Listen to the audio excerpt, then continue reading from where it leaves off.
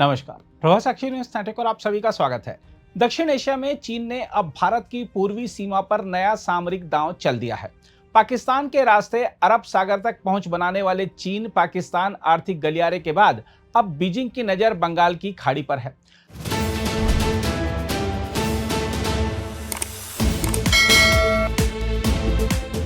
हम आपको बता दें कि चीन ने बांग्लादेश और म्यांमार को जोड़ते हुए एक नए आर्थिक गलियारे का प्रस्ताव रखा है, जो यदि आकार लेता है तो भारत के पूर्वी समुद्री क्षेत्र में शक्ति संतुलन को बदल सकता है।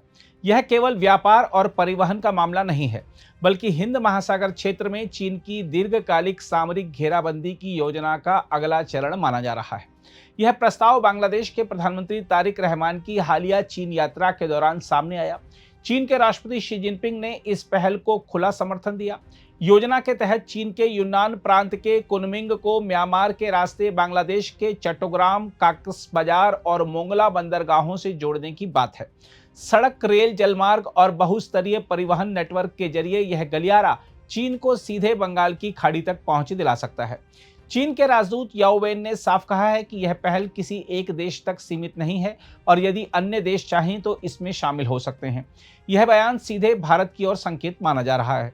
दरअसल यह वही विचार है जिसे पहले बांग्लादेश, चीन, भारत, म्यांमार आर्थिक गलियारे के रूप में आगे बढ़ाया गया था, लेकिन भारत की आपत्तियों और चीन की बेल्ट एंड रोड परियोजना को लेकर संदेह के कारण वह योजना ठंडे बस्ते में चली गई। अब चीन ने भारत को अलग रखते हुए 3 देशों वाला नया विकल्प सामने रख दिया है। बांग्लादेश इस परियोजना को आर्थिक अवसर के रूप में पेश कर रहा है। ढाका का दावा है कि इससे व्यापार बढ़ेगा, बंदरगाह आधुनिक होंगे और चीन तथा दक्षिण पूर्व एशिया के बाजारों तक सीधी पहुंच मिलेगी।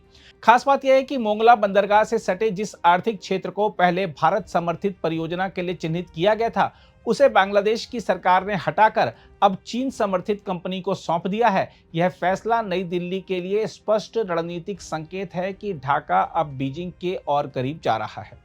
चीन और बांग्लादेश के बीच केवल व्यापारिक रिश्ते ही नहीं बढ़ रहे, बल्कि रक्षा और कूटनीतिक सहयोग भी तेजी से गहरा रहा है।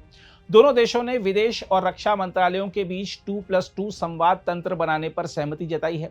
तीस्ता नदी परियोजना, लाल मोनिर हाट हवाई अड्डे के विकास, ड्रोन निर्माण संयंत्र और तकनीकी हस्तांतरण जैसे समझौते भारत की सुरक्षा एजेंसियों की चिंता बढ़ा रहे हैं। खासकर भारत की पूर्वी सीमा के नजदीक चीनी उपस्थिति को नई दिल्ली बेहद गंभीरता से देख रही है। हालांकि इस महत्वाकांक्षी गलियारे के सामने सबसे बड़ी बाधा म्यांमार है। जिस रास्ते से यह परियोजना गुजरनी है, वहां गृह युद्ध जैसी स्थिति बनी हुई है। रखाइन प्रांत, जहां चीन समर्थित क्या कफ्यू गहरे समुद्री बंदरगाह की परियोजना चल रही है, वह भीषण संघर्ष की चपेट में है। म्यांमार की सैन्य सत्ता कई रणनीतिक इलाकों पर अपना नियंत्रण खो चुकी है। सुरक्षा हालात इतने खराब हैं कि चीन समर्थित ऊर्जा परियोजनाओं को भी हटाना पड़ा है। ऐसे में सड़क और रेल संपर्क का सपना फिलहाल जमीन पर उतरता नहीं दिखता। देखा जाए तो इसके बावजूद भारत के लिए इस प्रस्ताव को हल्के में लेना भारी भूल होगी। चीन की रणनीति साफ है। पश्चिम में पाकिस्तान के जरिए अरब सागर तक पहुंच और पूर्व में म्यांमार तथा बांग्लादेश के जरिए बंगाल की खाड़ी तक पहुंच बनाकर वह भारत को समुद्री और भू रणनीतिक दबाव में लाना चाहता है। यह पहल मलक्का जलडमरू मध्य पर निर्भरता कम करने की चीनी कोशिश का भी हिस्सा मानी जा रही है। यदि चीन को बंगाल की खाड़ी तक निर्बाध पहुंच मिलती है तो हिंद महासागर क्षेत्र में उसकी नौसैनिक सक्रियता और बढ़ सकती है। रणनीतिक विशेषज्ञ मानते हैं कि यह सिर्फ आर्थिक गलियारा नहीं, बल्कि चीन की समुद्री रेशम मार्ग नीति का विस्तार है। चीन बंदरगाहों, औद्योगिक क्षेत्रों और परिवहन नेटवर्क के जरिए दक्षिण एशिया में स्थायी प्रभाव स्थापित करना चाहता है। पाकिस्तान में ग्वादर बंदरगाह के बाद अब मोंगला, चट्टोग्राम और क्याकफ्यू जैसे ठिकाने चीन की समुद्री रणनीति के नए स्तंभ बन सकते हैं। देखा जाए तो नई दिल्ली के सामने चुनौती दोहरी है। एक और उसे अपने पूर्वोत्तर और बंगाल की खाड़ी क्षेत्र में रणनीतिक संतुलन बनाए रखना है।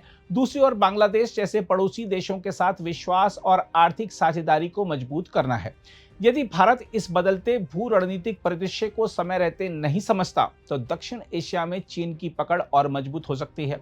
फिलहाल यह परियोजना प्रस्ताव के स्तर पर है, लेकिन इसका संदेश बेहद स्पष्ट है।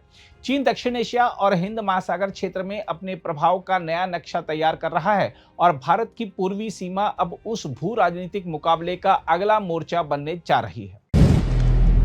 अगर आप भी लेना चाहते हैं देश दुनिया की तमाम जानकारी तो आज ही सब्सक्राइब करें हमारे चैनल को। साथ ही नीचे दिए बेल आइकन को जरूर दबाएं ताकि हर अपडेट आप तक पहुंच सके।